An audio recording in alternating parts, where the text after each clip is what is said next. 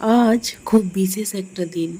আজ মায়ের এক অপরূপ রূপ দেখার জন্যে আমি নিজেও একটু সুন্দর করে রেডি হয়ে নিয়েছিলাম। মায়ের কাছে যাব, একটু তো সাজগোজ করতেই হবে, তাই না?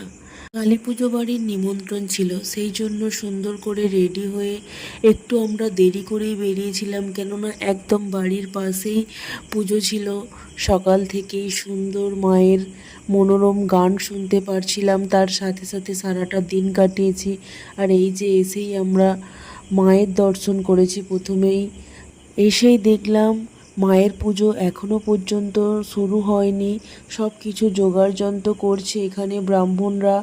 তারপরে মাকে প্রণাম করে নিয়েই চলে এলাম খাওয়ার জায়গায়। এসে দেখলাম এখানে প্রচণ্ড ভিড় আছে।